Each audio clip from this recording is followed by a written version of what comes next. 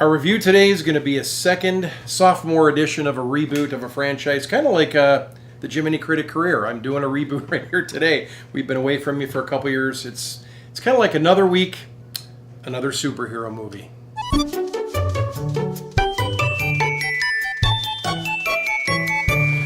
Hey folks, Jiminy Critic here with a movie review for you of something that's coming out. It's supposed to be a big blockbuster hit here in the summer of 2014. Of course, the first major outing in the month of May that's come out is, and I got to get this title right here just a moment, The Amazing Spider-Man 2. Even my glasses need a reboot. The Amazing Spider-Man 2. It's rated PG-13. As you recall, I remember in early 2000s when they kind of brought Spider-Man back into focus with Tobey Maguire, Kirsten Dunst. A lot of you probably remember that movie as well. I really enjoyed the new franchise coming back out after years and years. I used to love the old Saturday morning cartoon of Spider-Man. I was never much of a comic book fan, but I love the movie and the remakes except for number 3. I think everybody agrees that was a flop. But 1 and 2 were enjoyable. Well, here we are, 2014, and they have redone Spider-Man again. Hollywood and its original ideas back at it again. Anyway, this time they've been starring the new Spider-Man movies with Andrew Garfield. Of course, he plays a Peter Parker Spider-Man. Emma Stone as Gwen Stacy.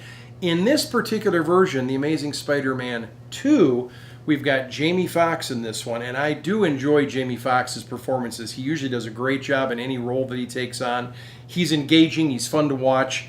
This time he plays Electro as one of the villains. Paul Giamatti, I've just got to say, he has a little bit of a couple cameos in this movie. They throw the Rhino in here. We've got Chris Cooper in this movie. Dave DeHaan, who's Henry Osborn, Peter's friend, and later on becomes, the Green Goblin and all this. Here's the deal in the Spider-Man 2.